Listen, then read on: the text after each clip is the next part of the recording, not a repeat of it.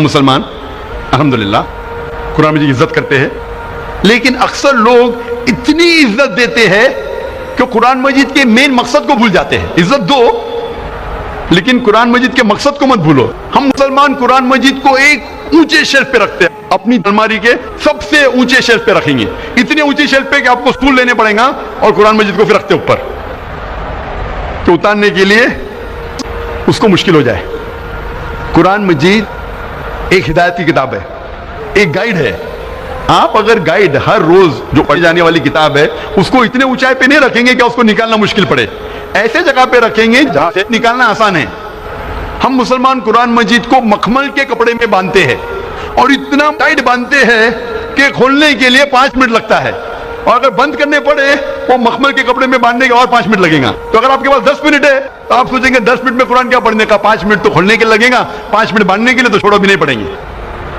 قرآن مجید کو عزت دو، قرآن مجید کا احترام کرو، لیکن اتنا مت کرو کہ مقصد ہی فوت ہو جائے. عزت دو، اونچائی پہ رکھو، پر اتنی اونچائی پہ نہیں کہ نکالنا مشکل پڑے. اس کو محفوظ رکھو لیکن اتنا ٹائٹ مت باندھو کہ کھولنا مشکل پڑے اور بند کرنا مشکل پڑے.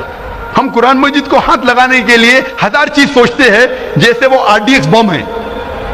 قرآن مجید کو ہاتھ لگانے کے پہلے ہم سوچتے ہیں کہ میں جوتے میں ہوں تو قرآن مجید کو ہاتھ لگا سکتا ہوں کہ نہیں، میں کھڑا ہوں تو قرآن مجید کو پکڑ سکتا ہوں کہ نہیں، میں ٹریول کر رہا ہوں، میں سفر کر رہا ہوں، قرآن مجید کو ہاتھ لگا سکتا ہوں کہ نہیں، کیا میں سفر میں پڑھ سکتا ہوں کہ نہیں، کیا میں جدھر کام کر رہا ہوں ادھر پڑھ سکتا ہوں کہ نہیں، کیا میں جوتے کے ساتھ ہاتھ لگا سکتا ہوں کہ نہیں. ہم 1000 سوالات پوچھتے ہیں قرآن مجید کو ہاتھ لگانے کے پہلے جیسے وہ RDX بم ہے.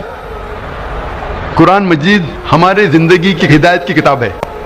وہ ایسی کتاب ہے جو روز پڑھی جانے والی کتاب ہے، اور کہیں نہیں لکھا ہے کہ ہم جوتے کی حالت میں قرآن مجید کو نہیں پکڑ سکتے، ہم کبھی سفر کر رہے تو قرآن مجید کو نہیں پڑھ سکتے.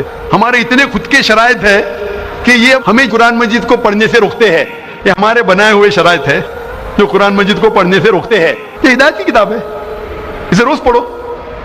آپ جب عرب ممالک جائیں گے آپ دیکھیں گے عرب جب مسجد میں آتے ہیں نماز پڑھنے کے لیے، اور اگر چند منٹ باقی ہے، 10 منٹ باقی ہے تو ضائع نہیں کرتے. کیا کرتے؟ فوراً قرآن مجید کو لیتے اور پڑھنے لگتے ہیں. جب اقامت ہو جاتی ہے قرآن کو رکھ کے نماز پڑھنے لگتے ہیں.